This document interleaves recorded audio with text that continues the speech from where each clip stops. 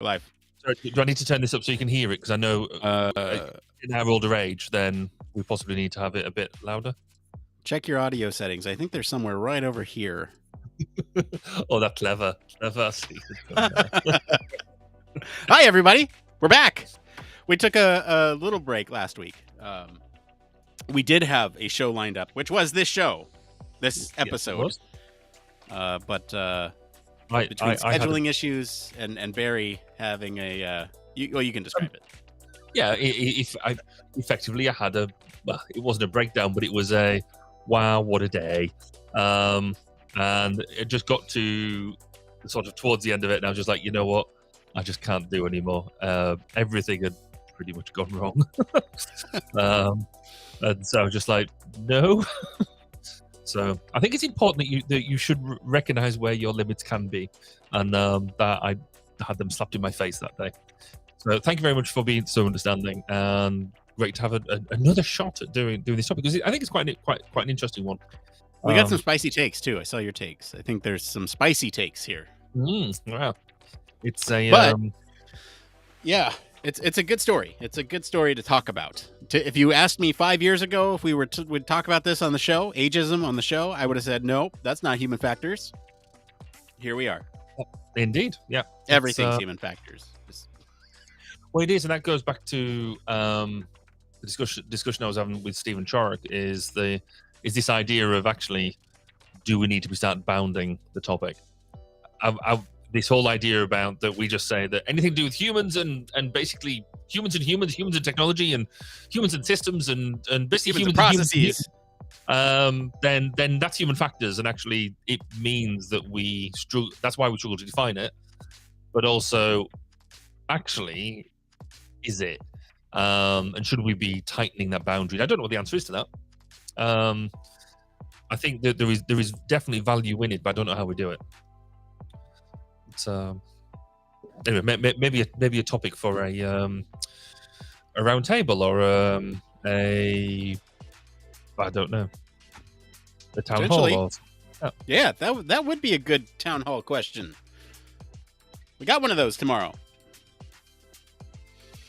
But cool. Yeah, anyway, the thing I was going to mention is that yes, we were out last week, but that was a good chance for us to post a recast. So on our audio feed, I was so sore, I couldn't even record a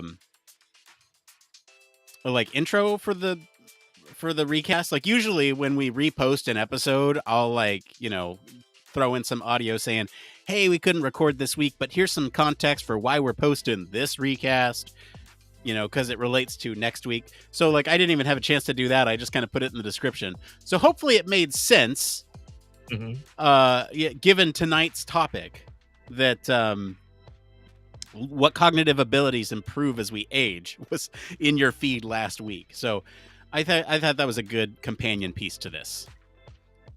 That's a good show. I like the thought and effort that you put into this to make sure that the people listening are getting true value out of the continuous listening that they do.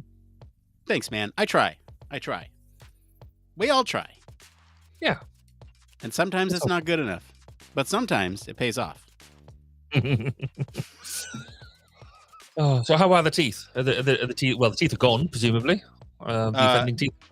The teeth, the offending teeth are gone. Yes. Good. And are you missing them, or is it a delightful experience to have more space in your mouth? No, it's kind of weird. It's I mean, this is like the second half of my one more thing, so I'll kind of keep the discussion brief. Yeah. But it is weird, being able to feel back behind my teeth with my tongue, because I wasn't able to do that. I wasn't able to get my tongue far enough backwards to get behind my wisdom teeth. But now, so they're gone. I have this huge gap. It still feels like I'm a chipmunk a little bit, and I'm storing some stuff up there to eat later. But I might, I don't know. But it's definitely one of those things where as I move, I can still feel my gums healing and sloshing around. And so obviously, before you had this done, the episode before, we were talking that with the pre or post show, I can't remember, about you were very nervous about going and getting this work done, Mhm. and you wanted them to knock you out, and in fact, I think if I remember correctly, your mum was also encouraging them to knock you out. Maybe with or without anaesthetic. I don't think we got to the bottom of that. How was it for you? Was it fine, or did they knock you out, or was it just a local? Or Stay tuned. That will be the one more was that thing. on there as well? Oh, I didn't realize that I was diving into all that stuff. Yeah, no, it's Oh, I good see. Yeah. stuff. Yeah. I like that. I was too busy focusing on my own stuff when I was writing it. You see? No, it's okay. I'm glad you answered my question about yours, because I would have that would have been a funny bonus piece. Well, yes, it would have been. Though I think maybe taking an audio and video recording at that point might have looked a bit weird. Hold on, just while we whisper sweet nothings to you, I will. Here we go. Let's just record all of this, and so we can play it on the podcast as well. Yeah, might not have the effect that I was looking. Well, it didn't, because we were talking about affordances, which I'll talk about later. But the yes, that would have been fun. What was it? There was another bit that I was meant to do. Okay, I've lost track of what I meant to do. Okay, what are you doing? You got. No, I need to fill out the latest episode, because we didn't. I've released the latest episode. Oh, right. Yes, you have. You have. Talk to me about the.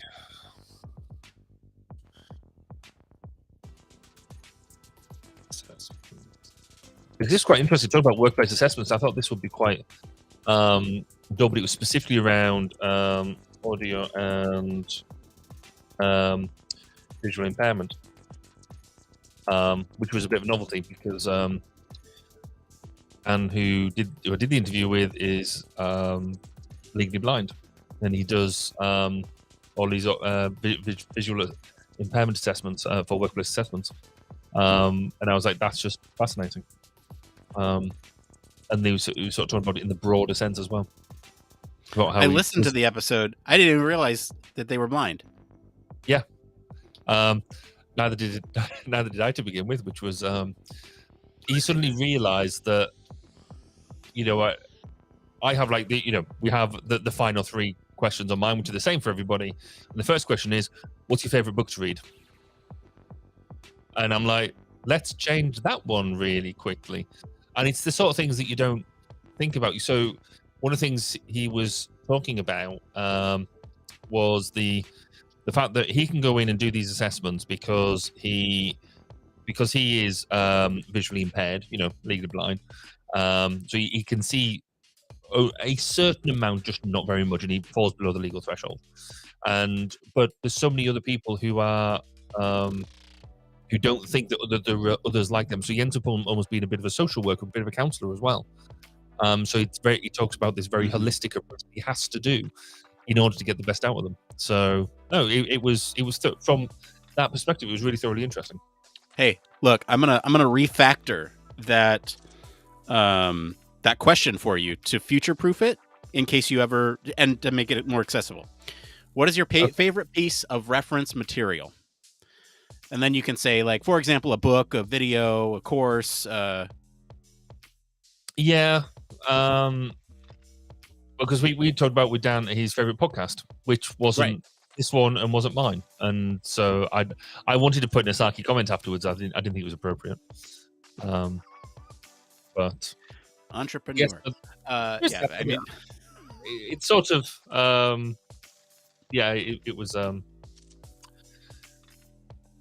it was interesting. It was slightly insulting, because I think he should put our podcast at the top of any list, but we won't hold that against him. It's fine. No, but I mean, you could make that question a little bit more accessible, just in general, right? Like, what is your favorite piece of reference material? Because then it could be like, I have books, but I don't reference books as much as I reference other things.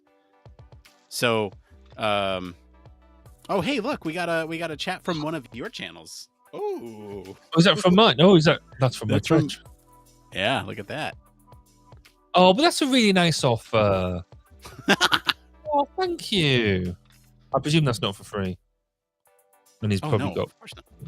No. Oh, but it's nice of them to think of us like that, though. and to offer their services to us in such a helpful way. Oh, now my embedded link is invalid.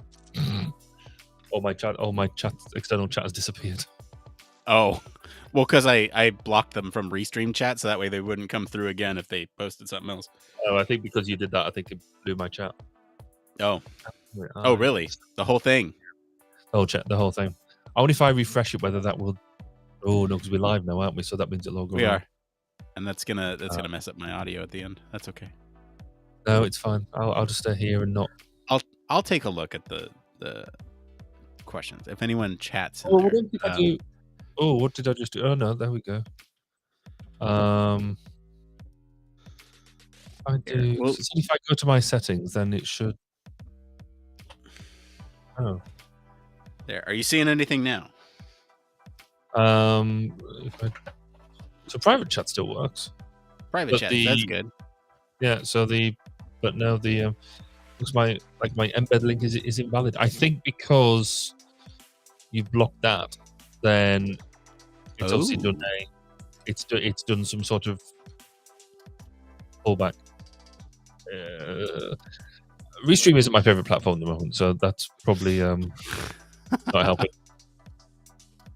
Does anything? Yeah, it's been a little. I mean, they've made some cool improvements. I gotta say, like this QR code for like support the show. It's kind of cool, right? Like, I don't know if that's the right one. But there's no control over where you put it, so I just basically took it, refigured it, and put it down here in the corner. But that's cool, right? You scan that QR code, it takes you right to our Patreon. Well, let me try that. Support the show that way. Yeah. And here's the best thing. You do that and then watch what it does on the screen. I don't know if it shows it live. I'm actually going to check right now. No. Why is my camera not picking up? No, I might need to use the camera. It's not picking it up. Is it large enough? Have you like? I was going to say I don't think it's. Well, because you look at it in a window, right? So if you watch it full screen, you should be able to do it. Oh, actually, yeah, no, I see what you're saying. Oh, there we go. And so someone scanned it. Okay, so it doesn't show that. It doesn't show that on. Oh, it does. It does. It does show that on stream. So like people can actually see when somebody's checked out our link, and we can see it too. And look, it actually tracks the number of scans. That's really cool. Oh, does it? Okay. Yeah. I just got a notification came up, so somebody scanned the QR code. Yeah, there's like a little note up at the top on my end, at least, because I'm hosting and producing. Here, I'll show you. You have all the things. Yeah, take a look at that. Oh, that's cool. A little QR code tracker. Oh, right? That's neat. I like that. So if I scan it, it'll increment by 1. We're just gonna try that out. So we just need everybody to basically, just scan it. Yeah, there it is. Right. I mean, that's a pretty cool graphic, and it's nice because I technically don't even have that overlay on because they put it in a different place. So it's nice. Yeah, look at that, and it leads right to Patreon. It's great. That's wonderful. I really do like that. Yeah, it's a neat feature. I'd like them to work on the. Yeah, I'd like to work on them to work on some more meaningful stuff too. The core elements that nearly ruined my recordings last week. But I guess it just sort of shows how you become. You become dependent on a platform. I mean, thankfully there are alternatives there, but you get used to actually. Because what I quite like doing is, on here I'll do an all-in-one, even though it's just pre-record. I'll still do it all in one, and it allows you to put all your breaks in and allows you to take a breather and stuff like that. When you're doing it on Teams or Skype or Zoom, you can't do the same sort of thing. You have to do it different. You can't put in fun things like this right here. Are you tired of boring lectures and textbooks on human factors and UX? Well, grab your headphones and get ready for a wild ride with the Human Factors Minute podcast. Each minute is like a mini crash course packed with valuable insights and information on various organizations, conferences, usability methods, theories, models, certifications, tools, and much more. We'll take you on a journey through the fascinating world of human factors, from the ancient history to the latest trends and developments.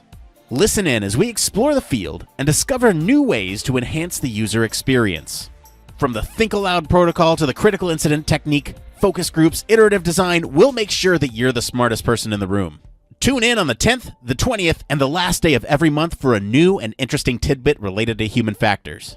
Don't miss out on the Human Factors Minute podcast, your ultimate source for all things human factors. So yeah, we can do fun things like that. Yeah, isn't that cool? While we, behind the scenes, do some other things. Magical stuff. Oh, man. So if anybody wants to send any messages now, I can see them. So, oh, man. There we go. Good stuff. Good stuff. Good stuff. Other thing I wanted to do, because I... did you put in the work? Oh, yeah, you did. Okay, workplace assessments is there. Good. Yeah, that's there. I wonder if it'll pull... Ooh. Oh, it's not going to do it.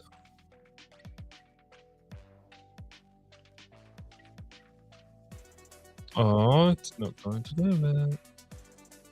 Is that our top performing episode? I think Which that one's might that? be our top performing episode. It is. That's annoying. Would you like to guess what our top performing episode of all time is?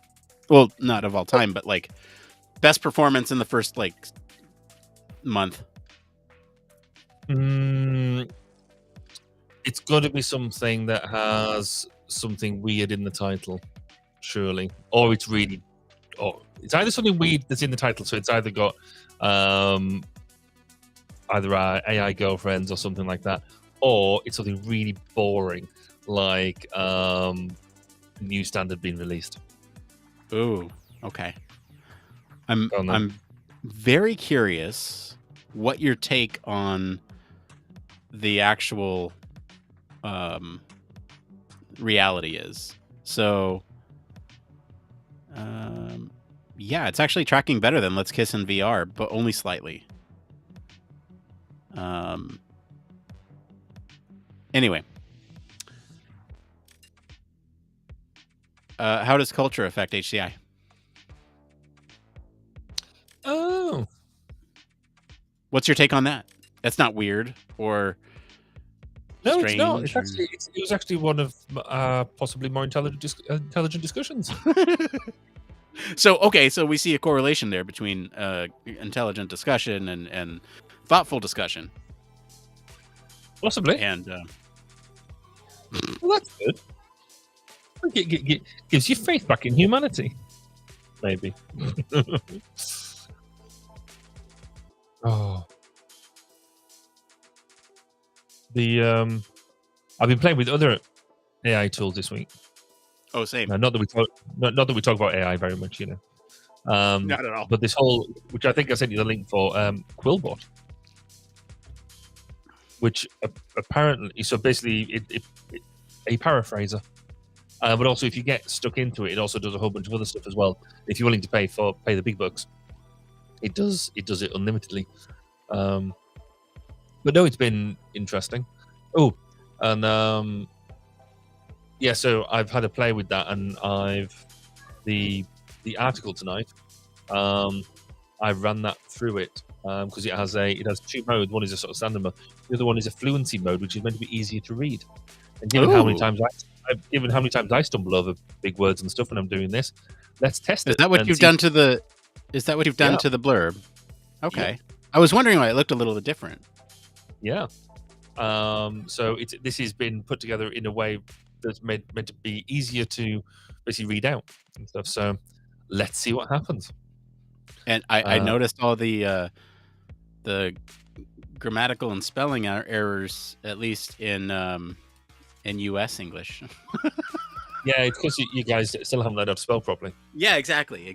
No, I've been on an AI spree too, and I've come up with a couple of fun ChatGPT prompts. Did you know that ChatGPT can create memes? No? Yeah. Oh, go on then. Hey, tell us more.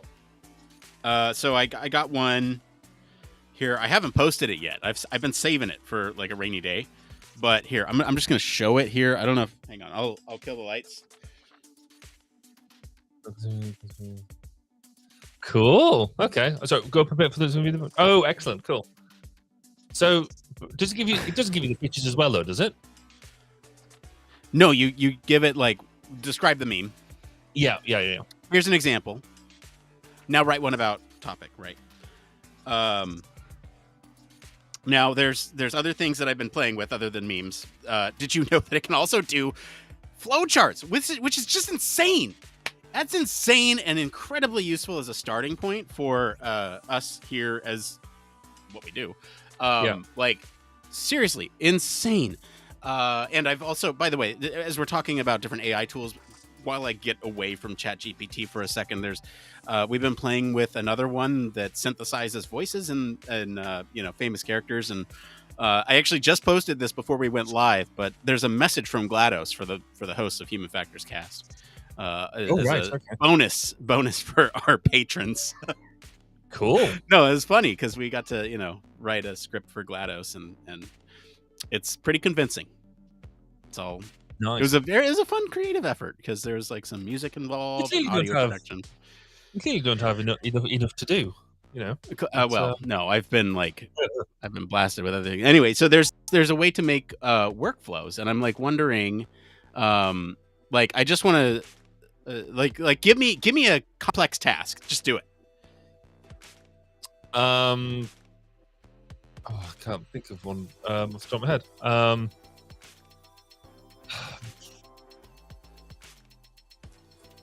No, I can't think of one off the top.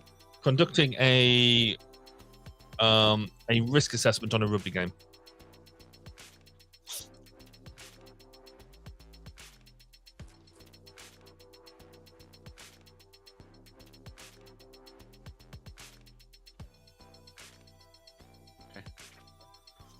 Show you what it comes back with in just a second here while it works. Well, while you're doing that, the other thing I got it to do the other day was to make Human Factors the board game. Oh, yeah? Yeah. So I got it to take, because we do a fair bit of tabletop gaming, and so I got it to take the game mechanics from one of the simpler but my more favorite games, Splendor, and use. So basically, turned around and said, "Do you know the game Splendor?" Just to see if it was in its knowledge base. And it was like, "Sure." Listed all the stuff. And I was like, "Okay." Using what we've talked about in Human Factors, blah blah blah, using the game mechanics for Splendor, create me a Human Factors game, and it did, and it was amazing. So I'm going to be producing that anytime soon. So I also want to then try and see what other games it knows to see if we can do Human Factors variations on well-known board games. That's very cool. I am just about to share this.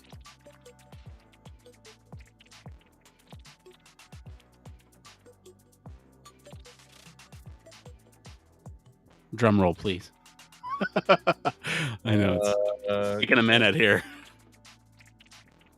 Oh, I don't have a drum roll, but what do I have? I do have. No, not that. Oh, that might work. Not quite right, but there we go. Line 10. Close in. That's cool. I need to have more things on my pads. Just in case it goes badly.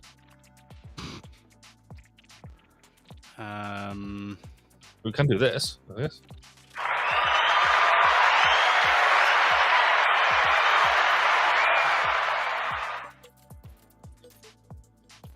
I'd be better if I timed it better with the stuff you bringing the stuff up. Yeah, hold on. There's a technicality.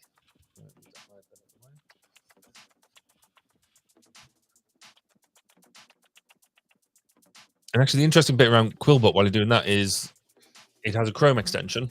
So I installed it into Chrome, which is useful. But then this is my first time of using Google Docs, and it's automatically installed itself to Google Docs. So Ooh. it's automatically throwing suggestions up all over our notes, which is interesting. Oh,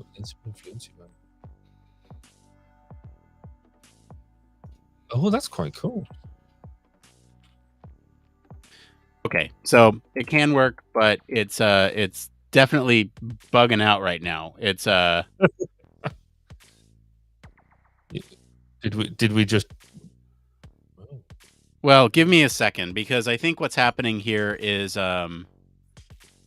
it's coming back with like some syntax error when I try to do it. But let me see if this works.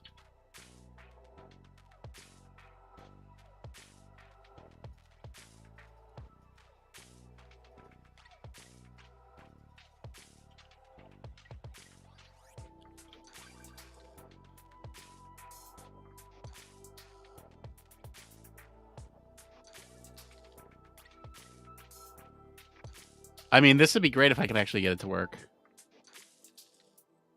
Well, you got me convinced. I know. I feel like I need to prove this. So, and I'm by the way, I'm obscuring the prompt intentionally. In fact, I'm going to start obscuring prompts because I have a plan for them. Oh. Don't worry, they'll be accessible. There's a plan for them. Okay, this is not working. All right, so apparently I am full of it, and it cannot, in fact, actually. Can't do workflows. No. Well, at least you had fun thinking that it could, so that's all good.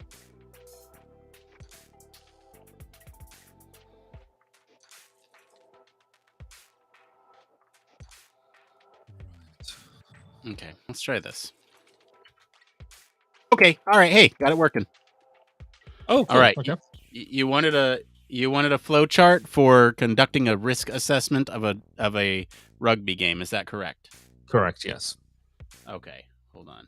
Pan and zoom. Full screen. Okay. Here we go. All right. Are you ready for this? Oh, I don't. Well then. Okay. Here we go. I'm going to share my screen here. We're going to do this one. All right. We're going to go minimized over here. I'm going to get rid of the junk. All right. So this is what ChatGPT came out with. All right. You have start. Identify the hazards. If there are hazards, then there's a risk assessment needed. Then you conduct that risk assessment. Can the risk be mitigated? Yes. Then implement controls. Then review controls. Oh. Nice. Boy. Connection issues right as we're about to go live. That's awesome. Oh, have we? Well, I had them back on there. Okay. Is the risk acceptable? Yes. Continue to monitor. No. Reassess risk. So I mean, I could add more steps in here, but this is kind of cool for a first pass, right? Like, it is. So what have you? That isn't straight out of ChatGPT, though, is it? You're putting that through something else. Well, that's for everyone to find out, and for me to know. Oh, you've been doing clever things. So, I mean, like I said, this stuff will be accessible. We're just doing something with it on our end before we want to release it publicly. Nice. But yeah, I feel like it'll be a good resource for folks.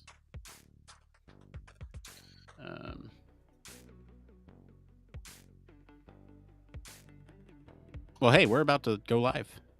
Cool. I got a new book this week as well. Oh, did you? Well, then we're going to need to talk about that in the post show. I think we should. Okay. Well, I'm going to hit this button. We're going to come back and talk about boomers and ageism and hot takes. All right. Be right back.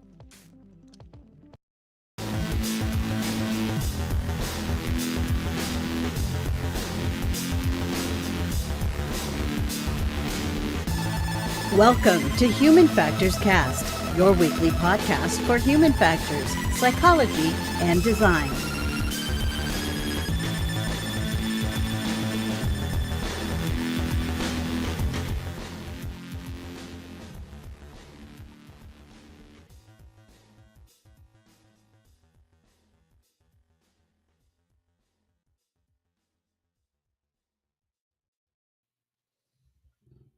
Hello, everybody. Welcome back to another episode of Human Factors Cast. This is episode 274. We're recording this episode live on February 23rd, 2023. I'm your host, Nick Rome. I'm joined today by Mr. Barry Kirby.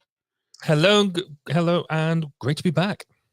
It is great to be back. It's wonderful. I never left. I was ready to go last week behind the scenes. we got a great show for y'all tonight. We're going to be talking about ageism and how it's being viewed as the last acceptable prejudice. We'll also answer some questions from the community about how to deal with imposter syndrome, what we'd change if we started our careers over, and what to address in your UX researcher portfolio. But first, we got some programming notes, and this was first thing I'm going to talk about is if you're listening to this now or before Friday at noon, there is an HFES town hall happening tomorrow, Friday at noon, tomorrow when we're recording, Friday, February 24th at noon. Come join me as I sit down with HFES staff and other contributors to HFES to talk about the first town hall of the year. There's a lot of different topics from the annual meeting all the way to sort of a special task force established. So that's a little sneak peek for you all. Please tune in. It's it'll be some good fun to check in with HFES since we haven't done it since right before HFES last year, I think. And hey, by the way, speaking of human factors related things, we are less than 1 week until the public launch of Human Factors a Minute. That's out March 1st. You can get everything an episode or everything in a day early if you go and subscribe to that feed. We'll put a link to that in our show notes. Of course, you can always get access to the full show, the full library, if you support the show on Patreon. We don't get paid to do this, so we really appreciate any support that you can give us. There's that right there. Barry, I do have to ask you, though, what is the latest over at 1202? So in 1202, we have a new episode up, and that we're talking about workplace assessments, but not just any standard workplace assessments. We're talking about them for the audio and visually impaired. And Dan Williams spent a fair bit of time chatting to me about how he and his team do workplace assessments for audio and visually impaired people, and the value that we as individuals and the businesses, if you invest that time into your staff, they can actually provide you that, you look at it as an investment because they can provide much better quality for your business if they've got the right tools and the capability to do the job. So that's live now. Feel free to go and have a listen. And then coming up is a discussion with Martin Bromley, who is somebody who is inspiring a whole bunch of change around human factors in the health service. Yeah, it was a great discussion. I'm glad you touched on buying tools for the employees to make them feel heard and empowered. I love that. But now it's time to get to the news, so let's go ahead and get into it.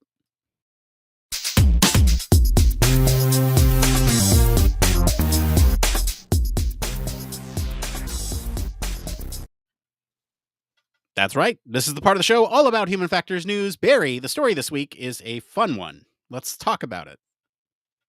So this week we're talking about ageism being the last acceptable prejudice. According to an article on UX Collective by author, speaker, and digital media expert Chris Converse, the subtle yet pervasive practice of ageism has spread to the UX UI design process in the digital and UX field as a whole. Converse explains how ageism has infiltrated advertising and is beginning to manifest itself in the form of memory-improving products aimed at older adults, which perpetuate negative stereotypes about aging. The article also emphasizes the fact that older adults are frequently excluded from digital technology research and design, despite the fact that their inclusion is critical if technology is to fulfill its promise of improving well-being. The author emphasizes the importance of recognizing older adults as a valuable resource and how ageism harms the industry. As a result, he's encouraging businesses to include age in their diversity statements and to capitalize on the accumulated knowledge and competence of older workers. Converse also reminds younger generations that dismissing somebody because of their age is the last acceptable prejudice, and that such discrimination can have negative consequences for everyone. So, Nick, what are your thoughts? Sorry, do I need to turn this up for you to be able to hear it? What are your thoughts on the on this article? You ready? You ready for a hot, spicy take? Go on then. Okay, this one might be a little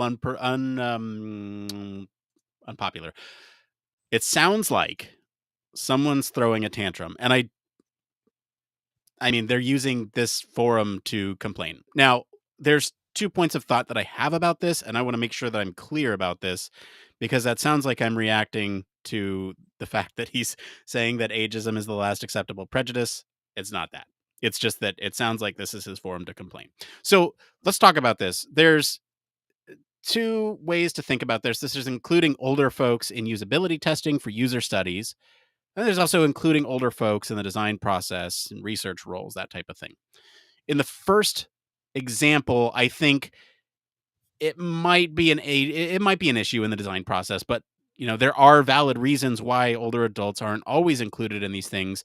Chief among them, technology is constantly evolving, and what may work for an older generation now may not work in the future because of digital nativity, right? You have these digital natives who have grown up, they understand how software works, and so they won't need to go through as many sort of accessibility hurdles as elder generations now. Okay, there's also the older adults. They won't always be a target audience for some of these products, so why waste the time and resources in trying to cater to them specifically for those products, not for products designed specifically for them?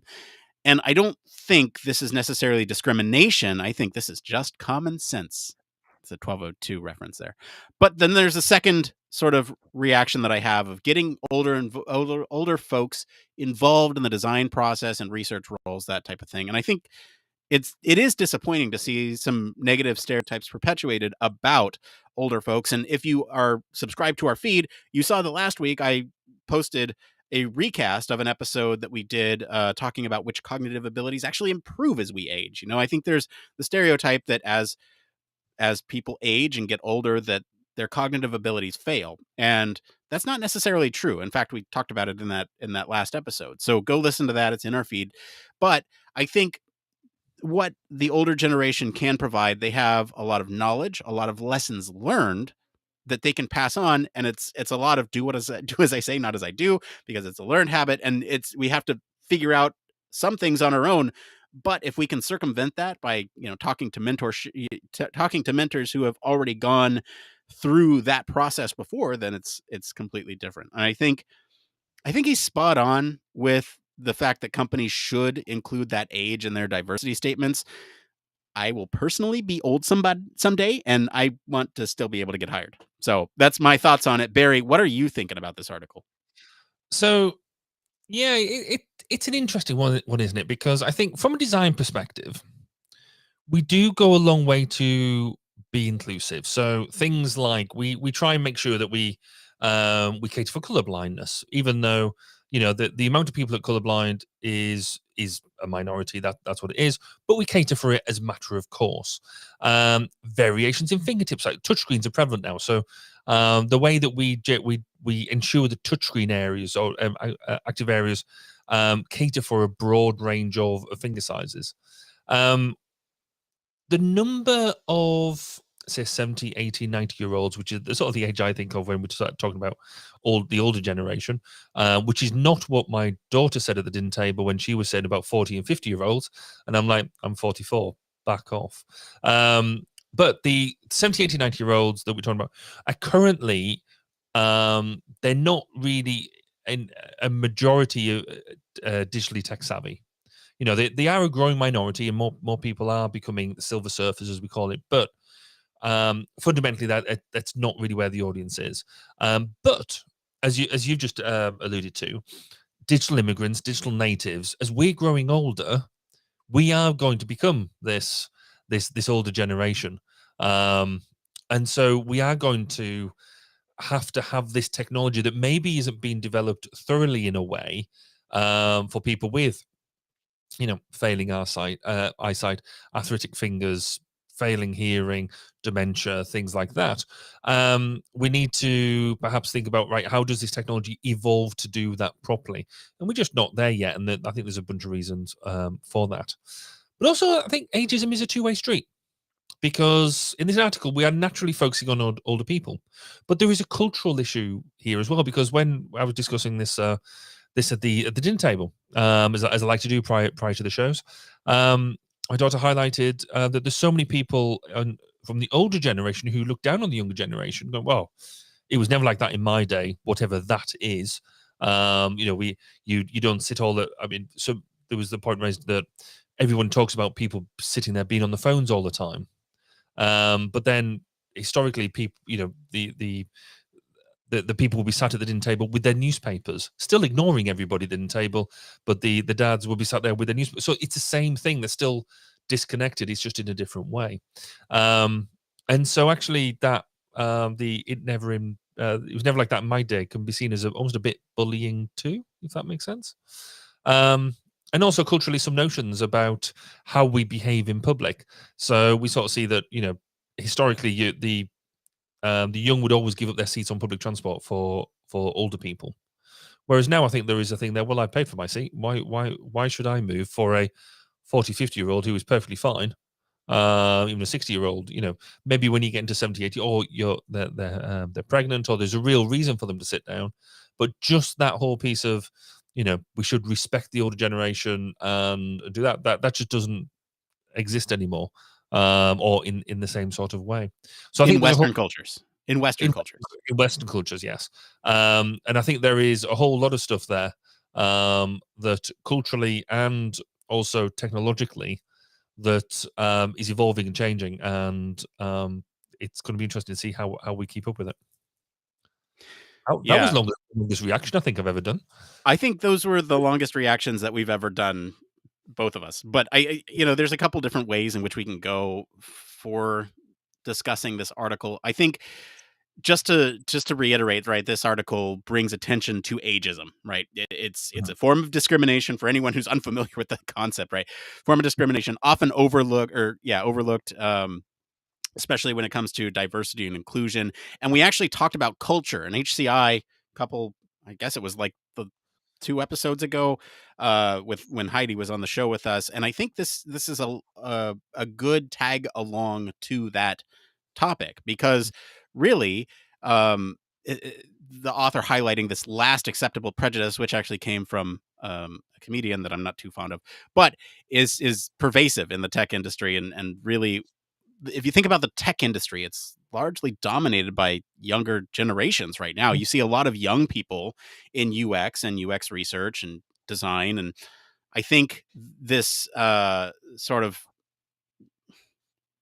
culture of younger folks in these tech in this tech environment is perpetuating this prejudice, as he calls it, right? So I don't know exactly where you want to go with this, Barry, but well, I think following up on that comment you just made is a really good point, because the nature of technology means that it's always been the younger generations who keep pace with it, and then as them generations get older, the younger generations then keep pace with it. So we talk about it as a prejudice, but actually it could be argued that is just evolution. That is just one of these things. It's a characteristic of you getting older. You get more comfortable in. So we are more the Facebook generation, I think, as my kids would call it now. They think it's very quaint that we still go and use Facebook and post on Facebook, things like that. Whereas, my parents will sort of, well, my mum doesn't touch any sort of social media at all. My dad will dip into it to see what we're up to, and so he will look on it and they'll look at the photos and things like that, and they use the technology differently. In 10 years' time, the technology is going to move on again vastly. And just because we are digitally native or digitally immigrant into these sort of things, will we feel this discriminated against? because of that, just because the people who are developing it are younger, and so they're developing it for effectively themselves. And how we talk about trickle down when it comes to things like economics and stuff. Is there a trickle up effect here? And I don't know. Well, it's interesting because there's things that are designed for older generations, right? We had a whole episode about giving in-home assistance to elderly in New York as sort of a companion as well as a assistant to take care of other things. But I'm sure that they included that demographic in their user research. Yes. And I'm positive that they had like SMEs that they talked to, subject matter experts, right? I think ultimately when we're looking at this, all right, there's this, there is ageism in some ways, but it's not necessarily a result of intentional discrimination. It's rather a reflection of the demographic of how the tech industry workforce is comprised, right? I think younger people often pursue these careers in tech, like I was mentioning, and because they're more prevalent, that's kind of where they're looking. So it's sort of unintentional in a lot of ways. I think you brought up the point of older adults maybe being less capable of adapting to new technologies. And, some would say this is due to cognitive decline or just, whatever, but it does make them less desirable because of that stereotype for certain tech jobs, right? There is a stereotype there, and that's why we're talking about ageism. It is important to recognize, though, that age doesn't necessarily equate to cognitive decline. In fact, we had a whole episode that I just posted in our feed. I'll call back to that episode, but I think there's just a lot of things that we'd have to. It's nuanced, and it's I don't know. I think the author does make some valid points, and I want to address those. Right, like I had a spicy take at the top, but I do want to address, like, yes, this could be. Because let me just mention one more thing, and then I'll let you talk, Barry, because I've been going on here. But I will say that some of the most valuable advice that I've ever received have been from that generation, especially as it relates to human factors, right? They were sharp still for their age. I mean, like, I'm even doing it now. I'm saying for their age. They were sharp. They were attentive to my goals. They were, a good mentor. And so I appreciated that feedback and that advice, and I took it to heart, and now look where we're at, right? So, like, I don't know. I just wanted to bring that up. Like, the author has some points. Barry, go ahead. I think the author has some good points, almost backhanded good points, because there is. I think if we were to suggest, certainly from a human factors perspective, that the human body does not degrade over time in its capabilities, both physical and mental, then we are doing ourselves, we're either lying to our faces, lying to ourselves, or we're doing ourselves an injustice, because it does. Now, the speed and rate that happens has massive variability. I know people well within their 90s who are sharper, more eloquent, and cleverer than me. I also know people who are quite young, or comparatively young, maybe not that much older than me, who are starting to show signs of cognitive impairment. But fundamentally, between between the time you're born and say 40, 50, let's say 40 years of age, roughly, the chances of you showing true cognitive decline is rare, to the point that we would rarely include that in any sort of target audience description, any sort of user group, or that type of thing. So where this article highlights that that there are technologies around memory improving aids for older adults, and you can also include with that, I think, phones with bigger buttons on, with larger text on screens and things like that. The accessibility elements of your phone makes things bigger, or reads them out, because if your eyesight is starting to degrade. I think, but there is a fine balance there between, I think, designing for an audience that you are aiming for. So designing products to be helpful, designing products to fulfill that, and then actually discriminating against people within the workplace, and things like that. I think there's things we like I said, that we've both given examples of people we know who would be great in jobs regardless of their age, because they're still as sharp as anything, which is fine.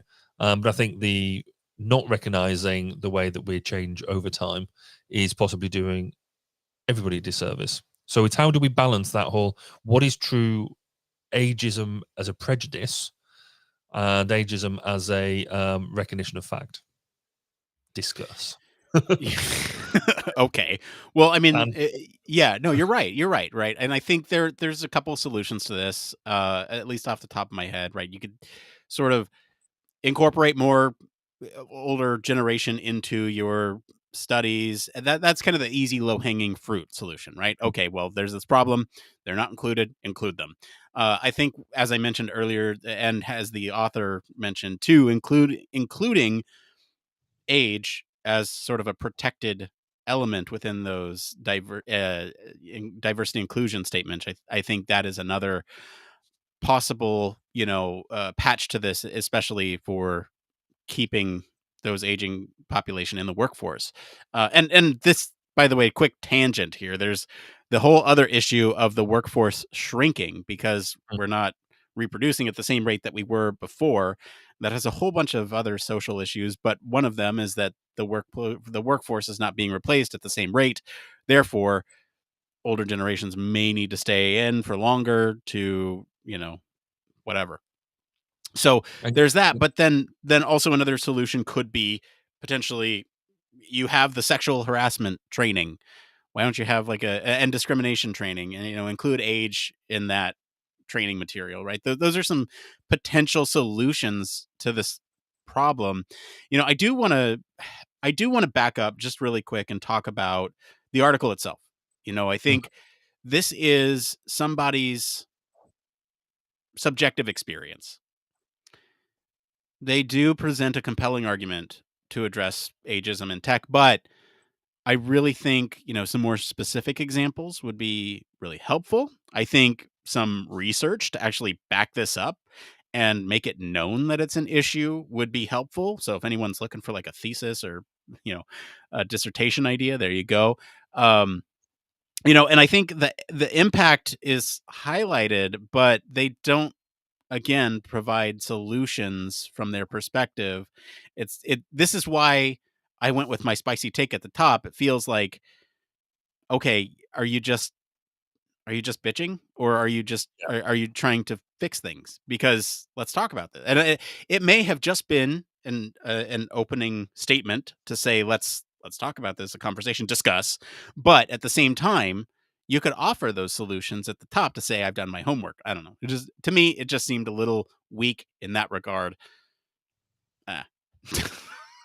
yeah, and I think that's why we've almost dissected it in the way that we have, is because there's two different takes you can have on it. One is is almost that moral and ethical viewpoint of ageism as a prejudice, and if you're choosing, are you choosing people for the right reasons? But equally, to suggest that that we stay, it's almost suggesting that the human body stays the same throughout its life with exactly the same capabilities, exactly the same functions, and things like that. And that's just not true on both, throughout the spectrum of age, not just looking at older people. Because equally, you would never suggest that a baby should be flying a fighter jet. That less than 5 years old might be outside of my my design parameters at that point. But equally, is it just tech? With this type of discussion, debate, it goes quite broadly, doesn't it? It's everybody uses age and it's only in one way or another. So within, you can't join the military above a certain age because you're deemed to have been past your best at that point. Pilots can't fly beyond commercial pilots can't fly beyond a certain age because they're deemed to be past their best for that sort of thing. So the more that you the more that we look at that, I mean, we have had educational degrees are a certain length in time, rather than really capability driven and competence driven. We trying to get people to be competence driven within their job, rather than how many years you've got under your belt, is still an evolving beast. So I think age is still going to be a problem or an issue, a debatable topic for quite a while and for a number of years to come. Yeah, I agree. I think you're talking about different industries a little bit with military. I want to talk about this in terms of government too, because you have an objectively older generation, at least here in the States, dictating laws and policy. And this is, I think, part of the reason why younger generations are so fired up about this issue, is because, look, like, their policymakers are showing that they clearly don't understand some of the implications and dangers of what tech can do wide scale to culture and society. Okay. We've talked about this many times on the show, right? AI right now is running rampant. And I mean that in the best possible way. It's fun to see everything that's happening, but also it's introducing a lot of really dangerous technologies out there that are abusive and harmful to individuals. And so, because we don't have any laws in place right now that dictate what we can and cannot do with technology, artificial intelligence, anything like that, there are there are people out there who are getting hurt because of this. And I think that's important to consider, right? When you have lawmakers that are of an advanced age that are making these decisions for us, does it make sense then? Is this retribution for like, okay, we need to include people of our own generation to, of the younger generations. I shouldn't say of my generation, of younger generations to research this, because it's clear Well, on a national stage that they don't get it. Right? and Those are it's our role models, and this so to is speak. definitely yeah, you're absolutely right. I mean, this is where our governmental system almost breaks down, is that there are not enough, and I think we do it maybe slightly better here in the UK than what you got in the US, because I think in the US it is so driven, to get anywhere near them houses of power, you need to have some significant money behind you to get there. You're only going to get there after a period of time, building up a power base, etc., etc. No matter what level you're at, it's significant. So we need to be able to encourage people, young people, to have their voice heard and to be able to do that. And that will then bring in some of this, because you see some of the committees in the States where they've interviewed like Mark Zuckerberg and people like that, just on, and the level of questioning is almost embarrassing. It is Right. to the point of you're sitting there going, you've got no idea truly what you're talking about, and you had literally just point scoring. You're trying to be clever, and you're not. It's not you're not clever enough to do it. You just don't. Yeah, you don't have an appreciation of the technology and how it's used. Well, yeah. And I really quick, I just want to comment on that. I think a lot of that is the progression of questions. Yes, they're trying to get a line of inquiry, but the progression of questions doesn't go more than a couple layers deep to get at what they're trying to investigate, right? And I think that really could go a long way if they treated those investigations like a usability study, or a user interview where you are lining up all those questions. I mean, I know they are, but in the sense of really establishing what is your goal, and I'm not saying they don't do this, but I think there is some things that government can learn from usability. Well, there is, and this is one of the things I'd sort of highlight what we've got going in the UK at the moment. So we do have some members of parliament who are younger. So it always used to be like some members of parliament, you get to maybe like your 50s and your 60s and things like that. Whereas now there are some significantly impressive members of parliament who are younger than me, significantly younger than me, doing some good stuff. I mean, there's one in particular, Darren Jones, who's chair of a committee at the moment, one of the basically a business select committee, and he has been taking people to task on technology and technology uses all the way from Amazon through to the mail service, etc., but coming at it from a position of knowledge. And they do that so they're not political point stock, or it's done in a cross-party way, but they're actually doing what I think is almost a proper investigation. They're properly drilling down. They're properly holding people to account, and it's quite impressive to see when that starts happening. But we just don't see enough of it, I think. And the more people we get in government who are younger, then the better represented people are. So we've gone on a slight tangent, but I think it's a valid one. Yeah, no, it is because it all relates to tech, right? Especially if, like I said, these people who are leaders are not understanding it, then why would we include them? Yep, absolutely. Just and that perpetuates that stereotype. Barry, do you have anything else that you'd like to talk about on the topic?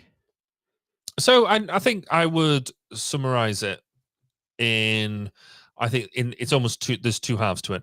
One is we need to be thinking selfishly, we need to be thinking about ourselves. So we're going to be wanting to use this tech when we're older. So what are the changes that we want to see happen to it as we get older, and to be able to allow us to engage with it in the way that we do today?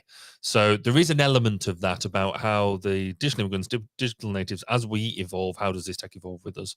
Because we're still going to want to use Facebook, even if the younger generations are not, or something equivalent. But equally, I think the difference here between that and actual ageism, age discrimination, we need to make sure that we are utilizing people and the knowledge and the experience that they've gained as much as we can. You alluded to it almost at the top of the show, where we in the Western culture treat older people differently to Middle Eastern and Eastern cultures, where in Eastern cultures the elderly people are much more revered because of the knowledge and experience that they've gained, and maybe we could do a lot by learning from them in that. Yeah, and I'm wondering if that cultural belief, those cultural values, perpetuate in the way that they conduct UX and human factors in Eastern cultures, right? So I don't know. It's a good question. I think ultimately more research, education about this specific topic of ageism, and really the importance of including those diverse perspectives in the tech industry is really needed here. I think this is an observation. They bring up the author Chris Converse. He brings up some articles, some papers suggesting or supporting that negative impact of ageism, but and a little bit about sort of including them in design and research of digital tech. But like beyond that, we need some more research. It needs to be more robust in terms of how we approach this problem. And like you said, Barry, digital natives are going to age and it's going to flip the script entirely, right? I don't know. It's just an unknown at this point. So let's make it known. All right. Well, thank you to everyone for this for selecting our topic, especially our patrons, and thank you to our friends over at UX Collective and Chris Converse for our news story this week. If you want to follow along, we do post links to all the original articles on our weekly roundups and our blog. You can also join us in our Discord for more discussion on these stories and more hot takes. We're going to take a quick break, and we'll be back to see what's going on in the human factors community right after this. Human Factors Cast brings you the best in human factors news, interviews, conference coverage, and overall fun conversations into each and every episode we produce. But we can't do it without you. The Human Factors Cast network is 100% listener supported. All the funds that go into running the show come from our listeners. Our patrons are our priority, and we want to ensure we're giving back to you for supporting us. Pledges start at just $1 per month and include rewards like access to our weekly Q&As with the hosts, personalized professional reviews, and Human Factors Minute, a Patreon-only weekly podcast where the hosts break down unique, obscure, and interesting human factors topics in just 1 minute. Patreon rewards are always evolving, so stop by patreon.com/humanfactorscast to see what support level may be right for you. Thank you, and remember, it depends.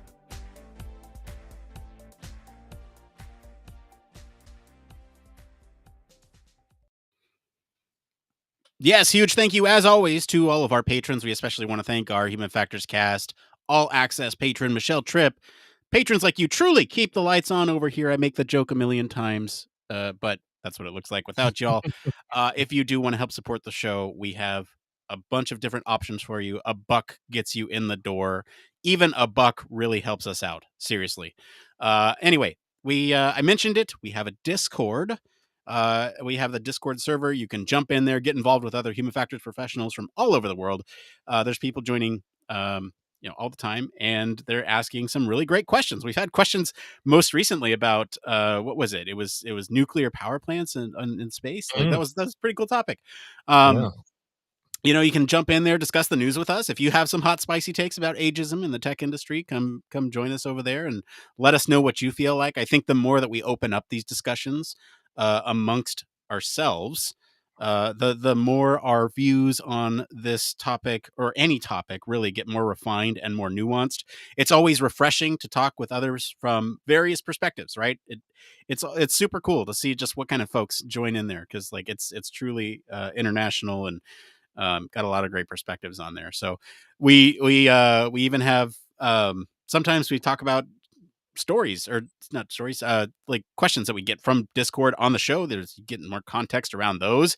And there's a lot of activity, at least on our lab chat. There's a lot of so you can't see that part, but we're always there. We're always there watching. So if you post something, you'll see it. I'm getting cat bombed right now, so I think it's time for us to get into this next part of the show we like to call It came from.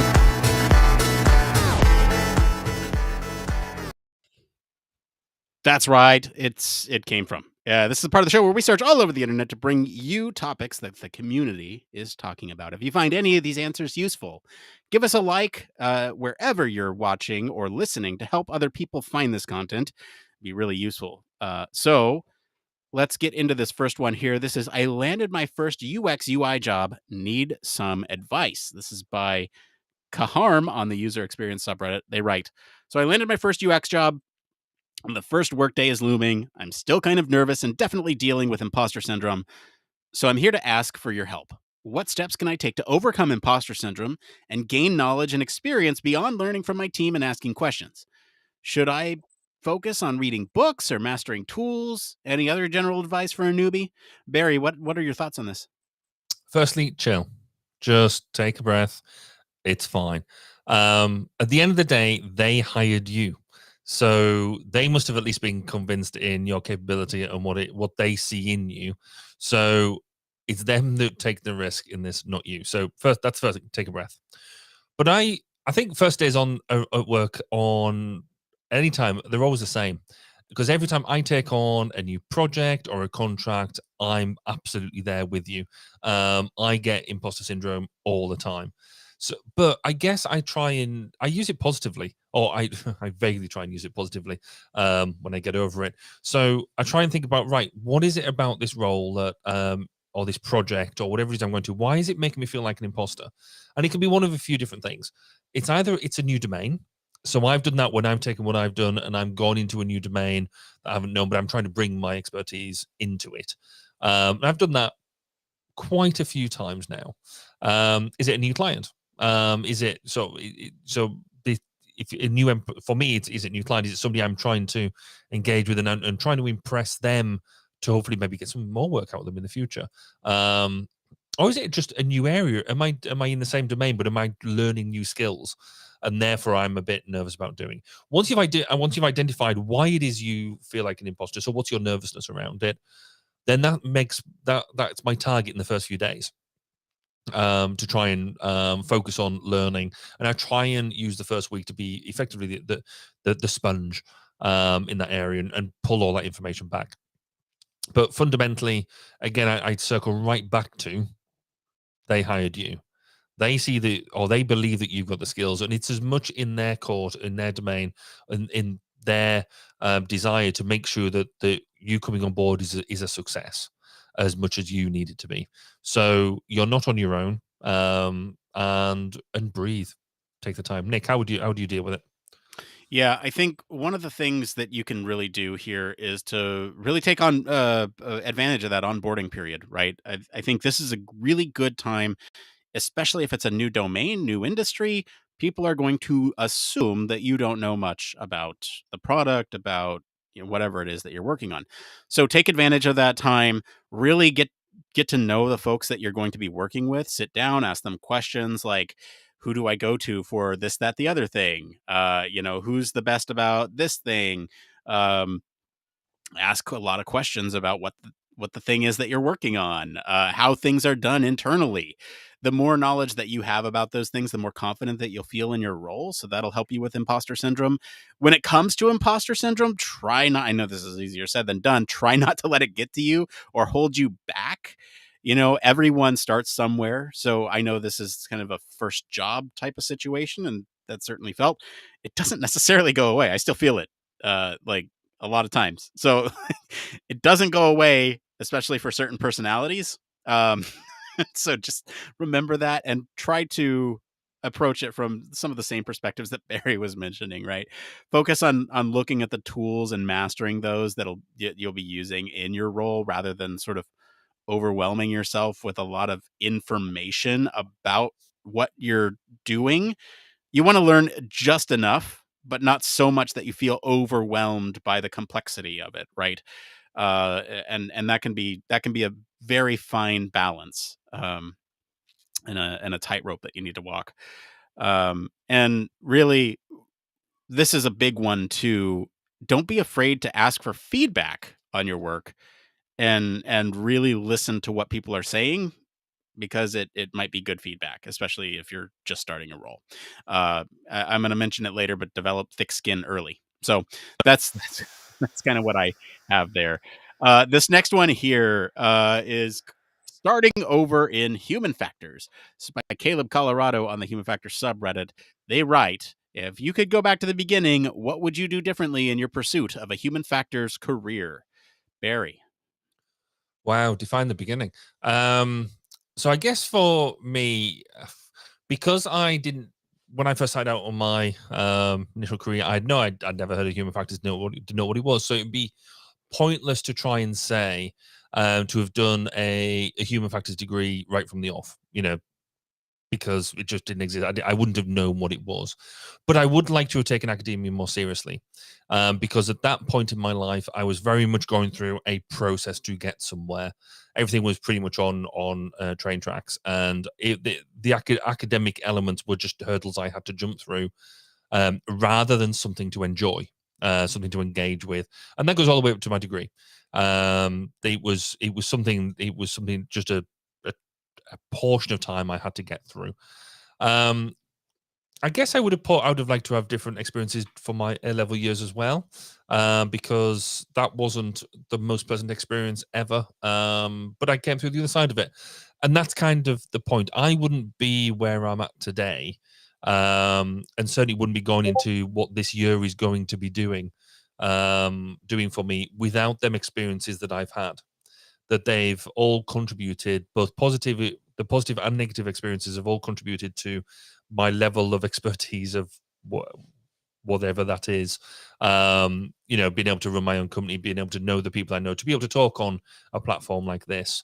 And if I'd taken different routes, particularly through the harder bits, through my early career, it wouldn't have popped me out to where I am now. So there's lots of things I would have, in hindsight, to make my life easier, I would like to have changed, but they would have all put me on a different journey, and I probably wouldn't have ended up enjoying what I'm doing now. So I wouldn't change a thing. Nick, what about you? Great advice. Don't change a thing. Look, here's the thing: is that similar to you, Barry? A human factors career kind of found me, which is the case for a lot of people. And in that respect, it is kind of hard to think about this question from trying to answer about how to plan for this type of career that finds you in a lot of cases. If you're trying to pursue it, or I guess even beyond that, I think the one thing that I would mention to a younger self is embrace flexibility. Be ready to change at a moment's notice. Don't stick to anything. Don't feel too passionate about anything, because things can change. Embrace feedback from others. Like I mentioned earlier, develop a thick skin early. It's People are going to say things, and you'll hear things that make you feel a certain way, but you need to be able to take that feedback, evaluate it critically, and don't take it personally. We mentioned on the show before, everyone has a certain way of communicating, and if you're in a room with somebody who's telling you what their thoughts are, the chances are your goals and that person's goals are going to be very similar. You're trying to make whatever it is that you're doing better. And so they're not giving you feedback to make you feel bad. Hopefully they're not doing it to be a jerk, but they are trying to make whatever it is that you're working on better. So be able to have that thick skin early. And I think the last piece here, I mentioned it earlier when we were talking about the main story, but seek a mentorship and guidance from people who have done this, and are currently in the human factors field, right? Like, I can't tell you how valuable it was to have a mentor, and it was set up in the sense of a like workplace mentor, but even having that relationship was a good one for me because I learned a lot. I learned various new ways of approaching problems that I hadn't thought about before. And if you're looking for that advice, that's where you're going to want to go. That's what I have to say about that one. All right, let's get into this next one here. UX Researcher Newbie by Intelligent Coat 4002, a user experience research subreddit. They write, I'm trying to navigate my way in the industry, but stuck on trying to figure out the next steps to take. Curious on how I'm curious to know if my portfolio to be a UX researcher has to contain UI designs or mainly just my findings. Barry. So I'm going to wimp out on this one ever so slightly because I'm not in that exact domain and therefore never had to produce a portfolio as such. However, I would query a couple of things around getting involved in this domain. Why focus, if you're trying to navigate in and around the industry, why focus on just being a researcher? Because there are a number of roles out there involved with the UX lifecycle that I think are nuancedly different, but actually come from the same basis. We've talked about it on the show before, whereas there's a fashionable element around some of the roles at the moment, and perhaps some of this is that. However, for me, if you're presenting a portfolio to me, I think there is value in showing a design element as well as findings, because it shows that you've got more arrows to your bow, or more, things like that.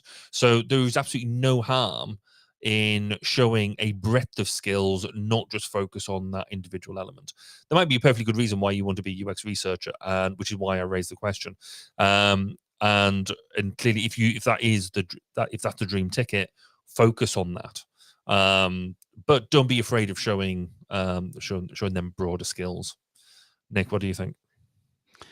I think if you're going for that research role, let's look at it from that perspective. Mm-hmm. Focus on showcasing your findings in your portfolio and your approach.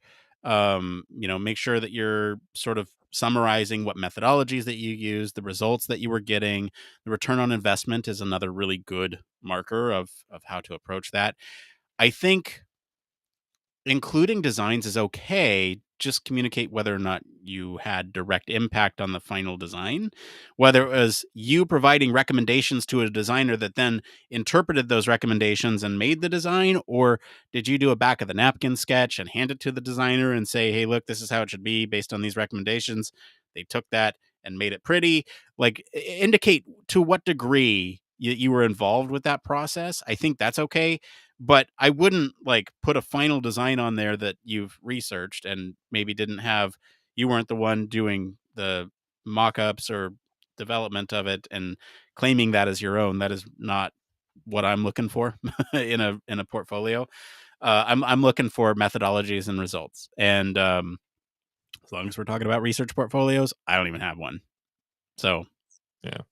There's another element I would just throw in there as a thing as well, is I guess there is almost a country stroke cultural issue here as well, that I guess my view is always coming from that UK perspective, because that's where I'm at, and there is way fewer practitioners in the field, way fewer. Though most of us have to be multidisciplinary, one way or another, to the point that we don't necessarily recognize.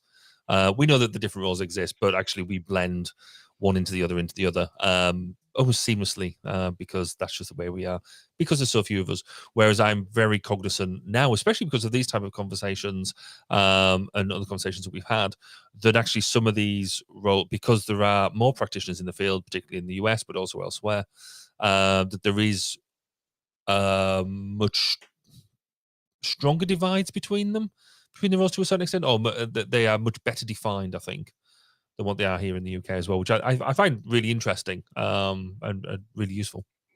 Yeah, that's fair. I mean, as long as you are highlighting sort of the importance of human factors, user experience, ergonomics, whatever, in your research and how you've applied those principles in your work and your methodology and your results and your outcomes, all that stuff, I think that'll kind of cover it from a portfolio perspective. But again, I don't even have one. So there you go. All right. This is just one more thing. This is the part of the show where we just talk about one more thing. Barry, what is your one more thing this week?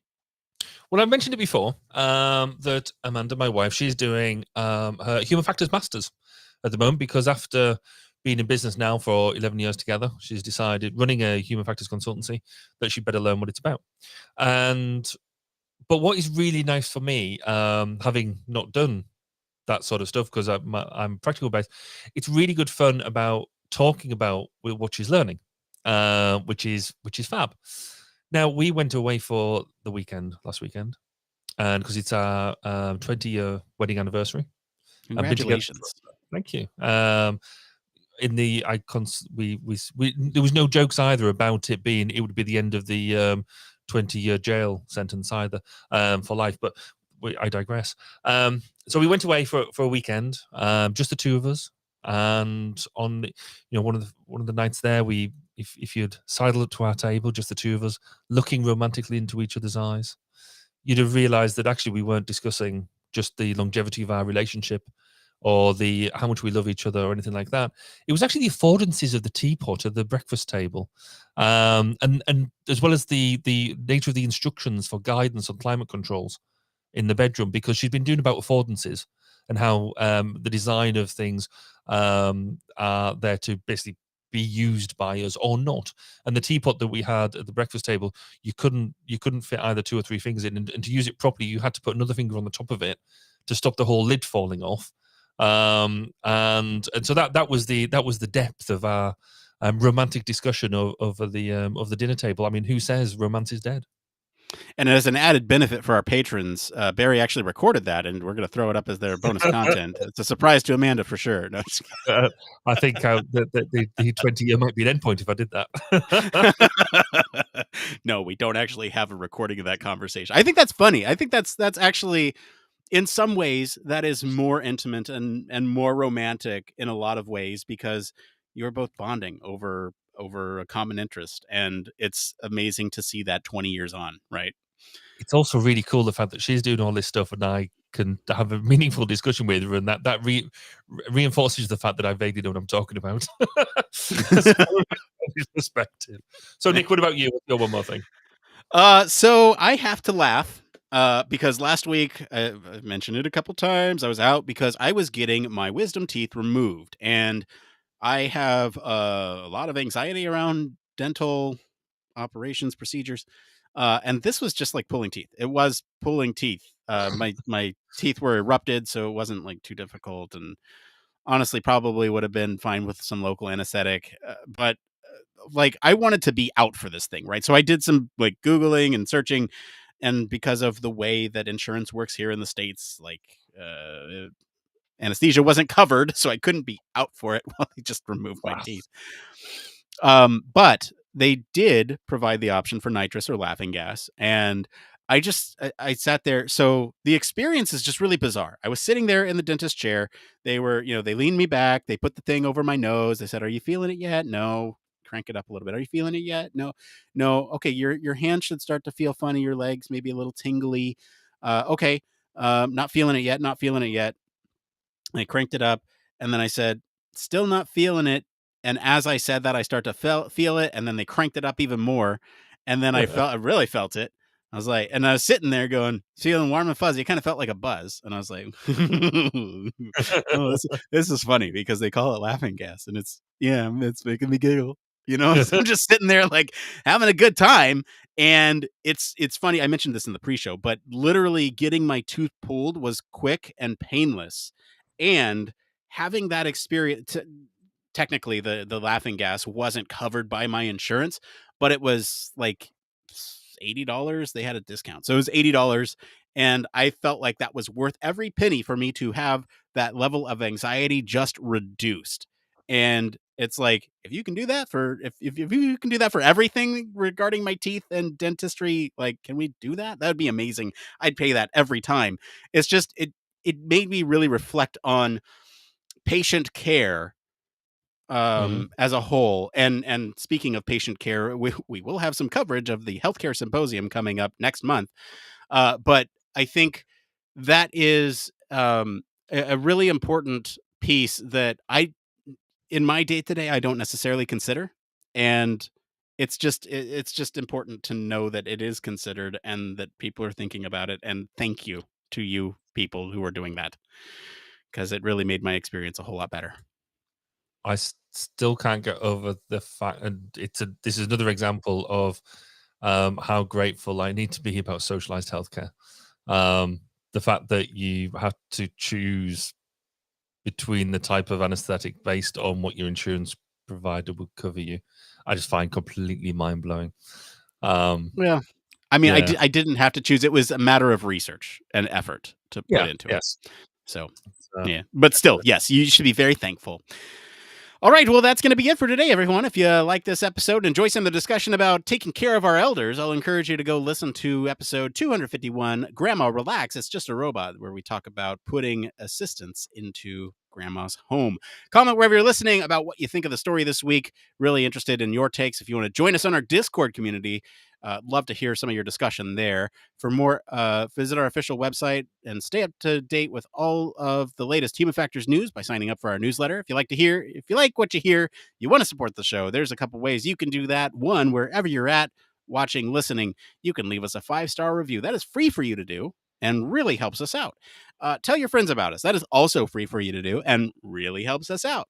Or if you have the financial means to, you want to give us $1, like I said, $1 gets you in the door for our Patreon stuff. So you can always consider supporting us on Patreon. As always, links to all of our socials and our website are in the description of this episode. Be sure to tune in tomorrow if you're listening tonight or today. Go check out the HFES Town Hall. That's happening. I want to thank Mr. Barry Kirby for being on the show today. Where can our listeners go and find you if they want to talk about spicy takes on ageism? You can find me across social media at Baz_K, or if you want to listen to some interesting interviews with interesting Human Factors people, then find me at 1202 The Human Factors Podcast, which is at 1202podcast.com. As for me, I've been your host, Nick Rome. You can find me on our Discord and across social media at Nick_Rome.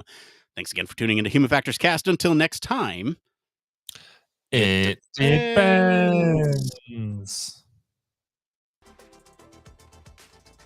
And shorter episode. Oh, your audio just went squiggly. Oh, there we go. You're back. That's good. All right, little shorter episode. I'm okay with that. Only by 2 minutes. That's not bad going. Oh, thank you, Mateo, boosting the server. Whoa! Ooh. Again. He's boosting the. What does that actually mean? I've looked at that. I don't know what it does. So. So what it does is, oh my god, again? Really? Okay. So what it does is it gives you, if you boost the server, an exclusive crystal badge next to your name, so you get clout. A special role only available to those who boost. That is something that we do offer, right? If you boost the server, you get a special role in Discord. A shiny user profile badge that changes over time.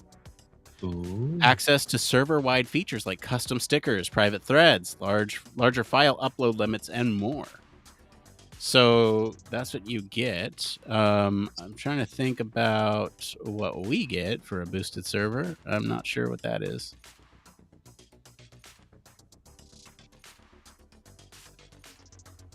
I don't know. Thank you, Mateo. That's very Yeah. kind and generous of you. Oh, I see now, because he's done it. He's got a little shiny badge beside him. Yeah. That's clever. Do I feel the need for a But- shiny badge? There's a question. Mateo's been with us since the beginning. He's been a Patreon supporter for a very long time. And I want to say he's been following the show since we were like in our first year, I want to say. And he's been with us like every step along the way. Just really Cool. appreciate our long-term listeners and supporters like that. It's just really nice to see. Awesome. Well done. Warms my heart. Well, this week's been a week because, in fact, let's talk ChatGPT again. So, Okay. So we were going to enter an award, a piece, and so we've been obviously using bits of ChatGPT written text and stuff, and to help us refine, because I'm really rubbish at writing how great we are and things like that. So I use ChatGPT to help me prompt me into writing some of this stuff. It's clearly made a difference because we've now finalists in a best family business category of National Business Awards. So quite looking forward to that one. So there's 4 businesses that have been selected from Wales, and we get to go along to a swanky dinner on next month and see whether we won. So that's very amazing. I'm I'm sorry, I missed it. How did ChatGPT help you with this? They helped us write the nomination. Oh, So we threw in the questions into ChatGPT, and because I'm generally very rubbish at writing these sort of things, because writing about yourself is always difficult. So I was like, well, let's see what it can do, and so it threw. Whilst it needed a lot of curation afterwards, generally the stuff that it was pointing out was really good, and we're like, okay, cool. It gave us a real structure to write around, and to be able to do it. So I think it just goes back to, I think, what we said before, just the ability to take a blank page and help you fill that page. I just think it's really, really good. I've been using it for some really interesting use cases at work. Oh, cool. And Okay. I can't talk about much, but it's pretty cool. Like I said earlier in the pre-show, I've been like trying to consolidate a lot of these resources in terms of prompts for how to use this. And another thing that I saw that we could do with this is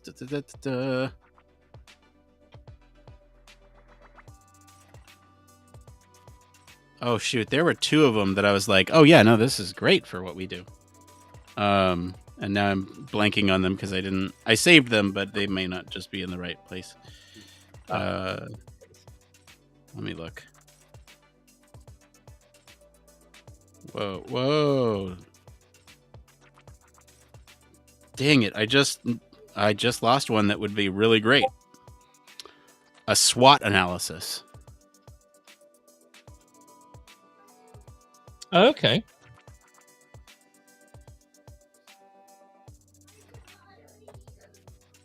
Let's see. Yeah, no, there's some really good ones. I want to give a chance to the workflow again. Give me another complex task. Um, Like, give me I don't know, military task, but that's probably not the best thing to do. no, possibly not. I will steer clear of that, actually. How about so for blue light services, assigning resources to an incident. So deciding what resources to send and sending them.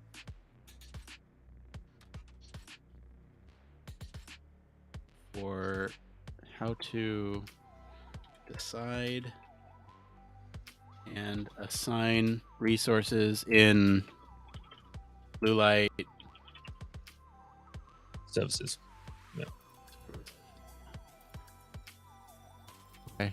Well, and while that's generating that, did you see, going back to the Discord, did you see the discussion that Mateo's just commented on about the fact that the Republica, or the Replica, sorry, chatbot app that we talked about ages ago, they've turned off its more adult texting capabilities. I saw that story actually. Almost posted it, but then thought, and you posted it, and I was like, okay, I guess I should have posted it. But yeah, I mean, apparently there's like Reddit that Reddit subthreads that are also Reddit that are in meltdown because the amount of particularly men who are now going to be missing this resource. I guess I hadn't realized just how seriously people were taking it. Yeah, interesting. So, but as Mateo suggests, then what does the world come to? But with the added sympathy for those poor blokes who are clearly suffering at this moment. Right, let's see here. I am trying to figure this out. I don't know which piece of this is failing. That's my problem with this, is that I'm trying to show an example, but I'm unfamiliar with parts of this, and I'm not sure what pieces are failing. But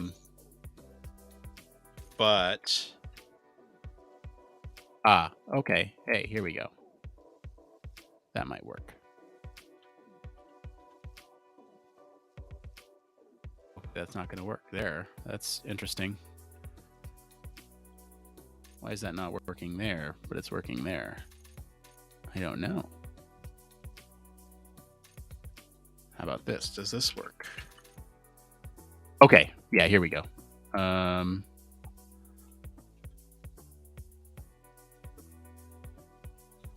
Oh no. I lost it.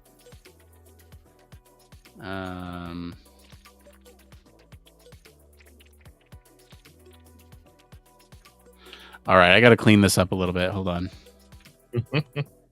No. Well, It's good stuff. Hold on. Just give it a minute.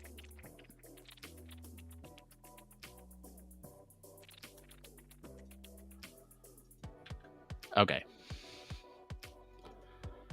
I think I've got it. Hold on.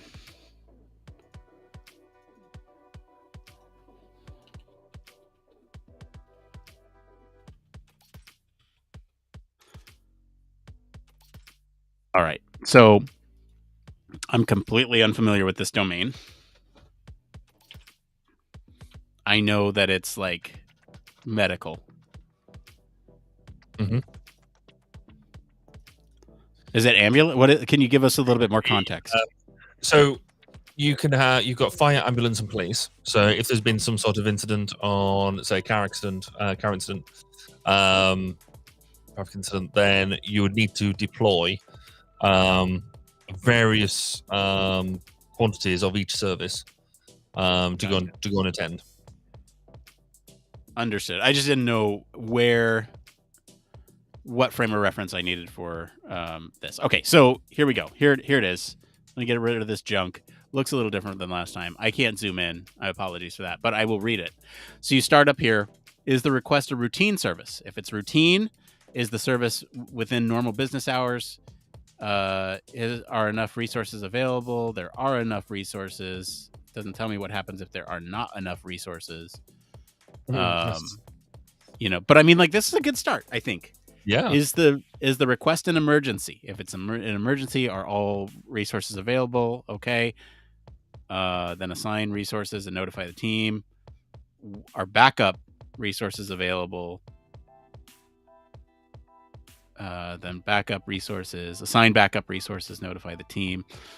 Well, what happens if no resources are available, right? Like that's to me like the human factors piece of some of this. But I think this is a really good job of like high level, right?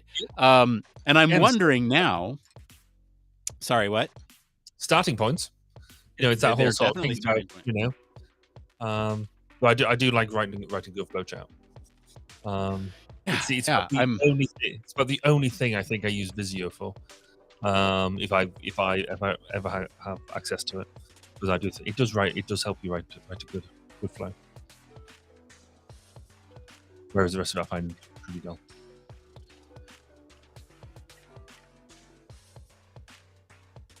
You're still playing with it, aren't you?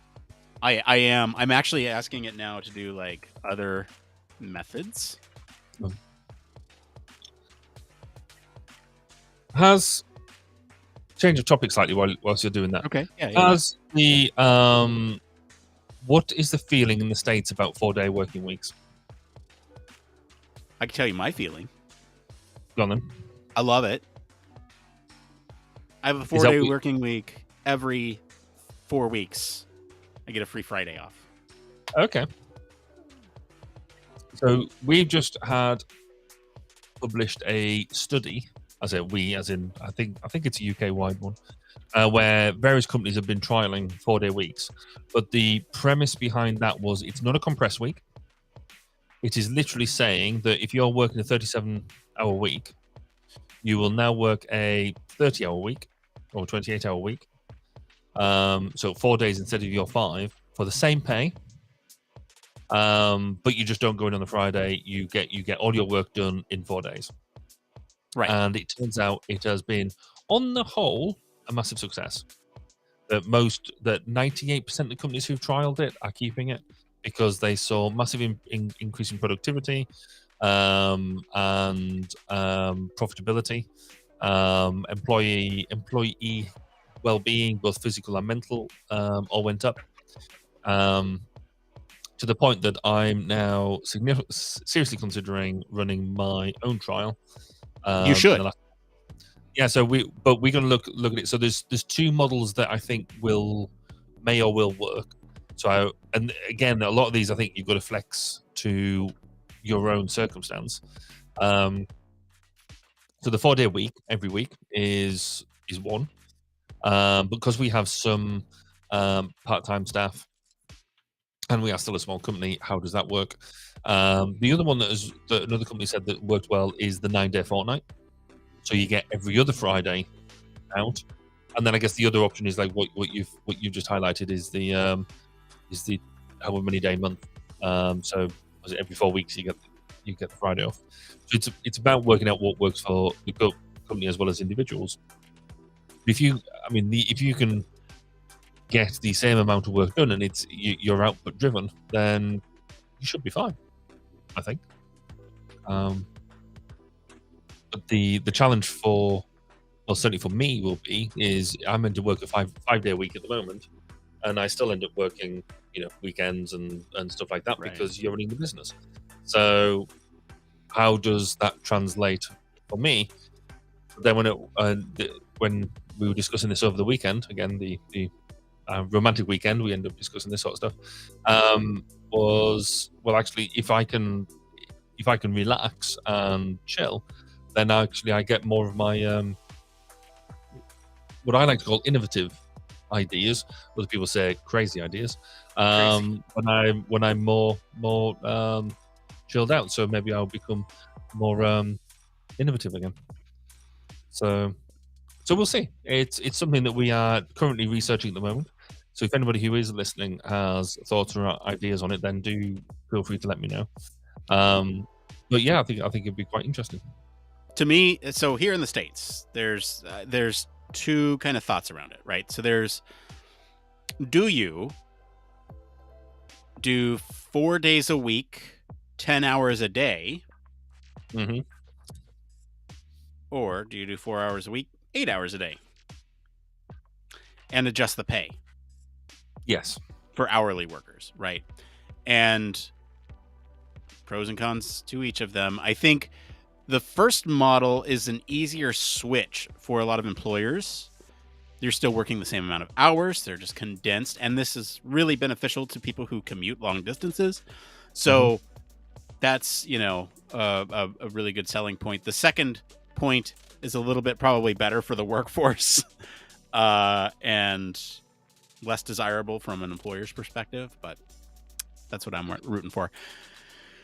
Well, this is where I think this report's been really quite interesting, because I think everybody, and I had assumed that when you talk about the 4-day working week, you're talking about a compressed week. You're talking about 10 hours a day into 4 days. But where this trial went in terms of saying you really need to think, you almost need to rethink all of your hours. So they've gone from a effectively 40-hour week into a 30-hour week, or 28-hour week instead of 37. But you still get the same level of output. You still get the same level of productivity. So your output is still the same. That's the bit that we're trying to wrap our heads around, because you sit there going, well, actually, okay. Well, it's less. So I can tell you, it's less burnout. It's less burnout. That's simple. And it's because, for me, the only thing I want to do on the weekend is just relax. I don't want to go anywhere, do anything. If I have an extra day every weekend, then it becomes less of a like, okay, I just need to relax this weekend, right? It becomes like, okay, we can actually go out and do something fun for the kid, you know? Like, I don't know. To me, that's kind of what the difference is, but I can see it. I'm going to switch topics back, because what I've just done... You made it work. Again, yes, it worked. Let me see if you can figure out what I put in.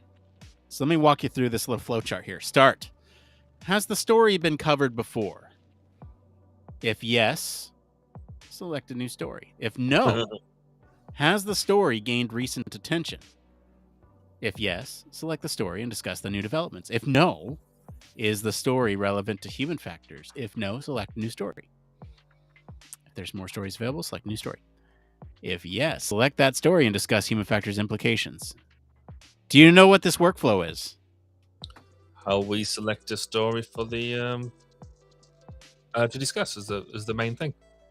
It's pretty damn close. I mean, you know, the I don't look for attention. I look for application. But yeah, it's pretty damn close. Yeah, that's cool. That's very cool.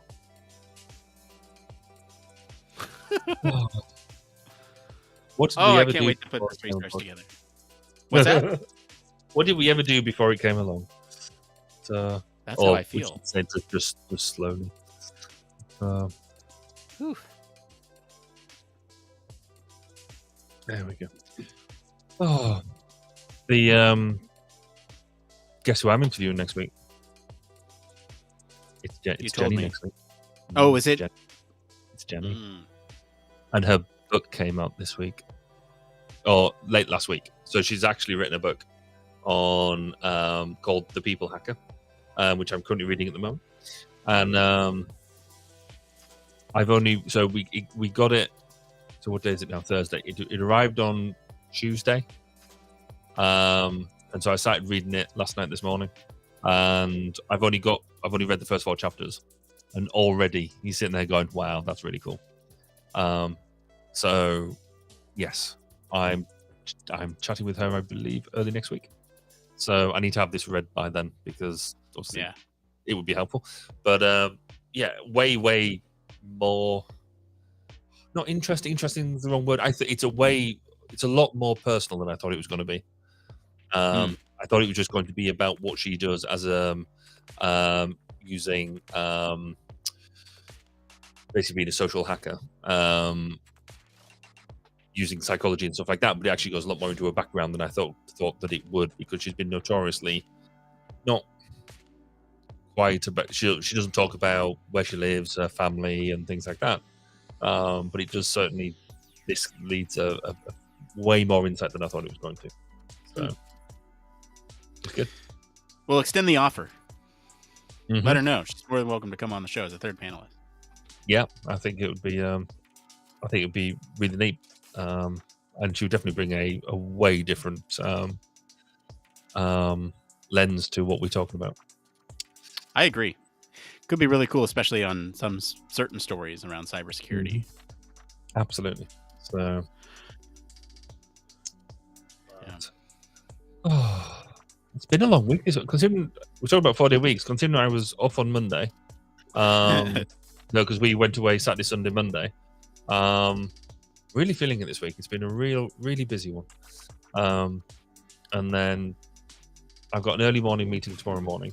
So if we had the 4-day week, I wouldn't have to worry about that because this would be the end of my week.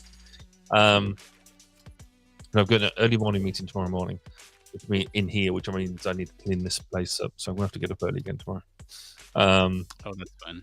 So, but then we've got a weekend of rugby because England play Wales, which is always a fun one. Given now we live in Wales, but we are English, so it always provides a level of tension, shall we say, which is fun. Oh, tension's always fun. Keeps us engaged, or entertained at least. I agree. We were talking about AI tools earlier. There's a couple of new ones that I found this week that are interesting. So let me see here. I took some screenshots. What does this do? Okay.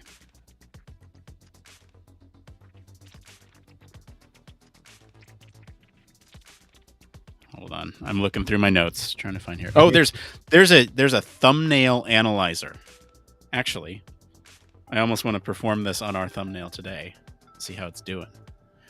So what this does is it analyzes a YouTube thumbnail. And maybe owe you.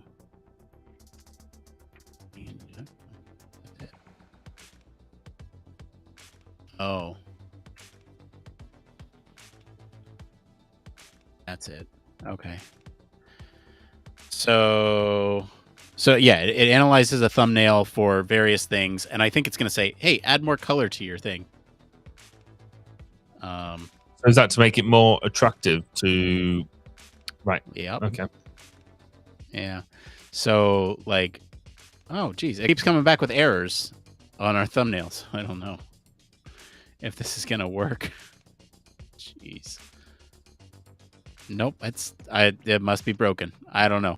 Okay, so that one's out. Another one, which I'm also having difficulty setting up, is the Samurai AI, and it's supposed to help you set up a Discord server for a bunch of different things. Okay.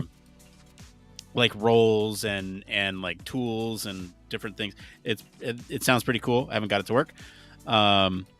There's SolidPoint.ai, which I've been using, and basically it allows you to put in like a YouTube link, and it will summarize that YouTube video. It's okay. What, as in textually or? Yeah. Okay. Yeah. There's this other one called CookUp AI, which allows you to parameterize ChatGPT prompts, so that way you can create your own apps. So I built a tool for the lab cool. earlier this week using that, and threw in a test case. And it came out okay. I want a little bit more control over how to enter those things. It's a good starting point, but I still haven't fine-tuned it for our use, actually. Yeah. But yeah, I think that's there's going to be a lot of these things now are around customizing the application, because there's at least 4 or 5 use cases that we've got in the business that we are using, in essence, ChatGPT and a couple of other bits and bobs to just help us be more efficient and to develop stuff quicker. And so it'd be really neat to look at stuff like that as well, to sort of say, right, if we're using this in this specific way, then what can we do about it, just to give it the basic information and let it come up with stuff. right. Because the other thing that it helped me do over the weekend, no, it wasn't the weekend, it was last night. In fact, it wasn't the weekend, it was last night. So I realized that our company website had been neglected. And because we don't put a vast amount on there, we put most of our news out through social media and stuff like that. But I realized that if we were going to get a bit more focused because of the award stuff, then I really needed to freshen it up. And I was like, oh, that's a load of content to write and stuff like that. And I was like, hold on a second. And so ChatGPT was my friend. So I could get it to sort of summarize projects for me in a more, but using the, you get it to to write it in an enthusiastic manner rather than just my sort of dross that I pump out. So I could get it to give it a brief description of the project and say, right, tell me more about it in a thing for this use. And it was amazing. Again, I like it. Just get blown away by the fact that you can use it. It generates some stuff for you, and then you can use that as a basis. You bit tweaking and stuff, and it's good to go. Saves so much time. It's pleasantly surprised. So, There's going to be I'm hesitant to say what the use case is that I built this tool for is, but there's going to be a moment in the future where, like, I don't know, take for example, content creation is going to be weird in the future, where you have an idea for something and you can clone yourself and you can clone your voice and you can clone your setup, essentially your mannerisms, and you basically put in like a topic and some bullet points and it will create an entire video for you based on that stuff and automatically distribute it to all your platforms. And like, there's just gonna, so the interesting, this is what's interesting to me. So there's going to be a flood of content at some point because of this explosion in AI, because everyone wants to vie for their own space. It's just there's gonna be a lot of stuff, especially as it becomes more commonplace. I think my theory is that what's going to happen once there is this influx of content is that there are going to be humans that are going through and curating this content, and saying these are the good ones that you should look at. And so people are going to follow certain personalities to say, okay, we want to follow these people because they are pulling out the good resources for us. They're sifting through all this crap that is just being pumped out, and they're finding the good stuff. And then what will happen then is AI will catch up and say, okay, well, we can make algorithms that sort through the good stuff and bad stuff depending on what these curators are looking at. And then the whole system just gets better. But there's going to be this like middle point where but then the point that I'm leading to, sorry, I'm just going to say this and I'll pass it over to you. The point that I'm leading to is that this will ultimately lead in a self-improving feedback loop where the content that is generated by these things will learn what is being picked up by the curation. And if AI is doing the curation, they will determine what is better and what is worse. And then that will drive the other content creation things to make things better or worse depending on the curation. And then it'll be this self-fulfilling loop that'll just keep going. And so there needs to be some human at some point involved to stop it and to correct. And it's just going to be really interesting. That's the only point that I had. So go ahead. It is going to be because fundamentally you've got to sit down and say, right, what's the point of it all? And that is for people to be able to sit down and watch content. And if all that is AI generated content being watched by AI, then you've actually taken the human out the loop, and the whole point of the whole thing existed in the first place. And but weirdly, as odd as that sounds, you could almost see that happening. In fact, you could argue, is that starting to happen already? Because the algorithms on are already pushing you. They're giving you the content to look already, and the way that it's evaluating is: are you watching that content, all of it, some of it, a little bit, or are you just scrolling on? And so that's your input at the moment. But actually, they're all once it learns what the sort of things that you like are, it can automatically judge that sort of stuff for you, which it already is doing. Therefore, it's a self-fulfilling prophecy to a certain extent. But then is it really a bad thing if you're enjoying what you're watching and it's producing factual information? But then Well, yeah, I mean, but how much do we like watching factual information, or do we just like watching somebody fall over in the street and tip their food all over themselves? Well, what if you could do that while learning human factors? Well, look, there was no handrail here, and there was a drop, and they fell off. That's human factors. That's true. It's auto memeing. Yes, exactly. Yeah. No, I like it. All right.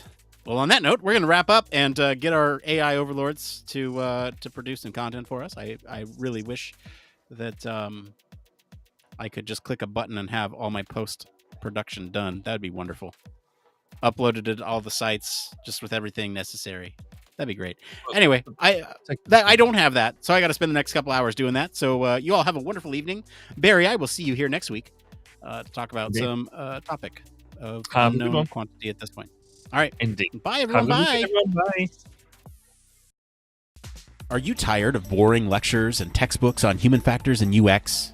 Well, grab your headphones and get ready for a wild ride with the Human Factors Minute podcast. Each minute is like a mini crash course packed with valuable insights and information on various organizations, conferences, usability methods, theories, models, certifications, tools, and much more. We'll take you on a journey through the fascinating world of human factors, from the ancient history to the latest trends and developments. Listen in as we explore the field and discover new ways to enhance the user experience. From the Think Aloud protocol to the critical incident technique, focus groups, iterative design, we'll make sure that you're the smartest person in the room. Tune in on the 10th, the 20th, and the last day of every month for a new and interesting tidbit related to human factors.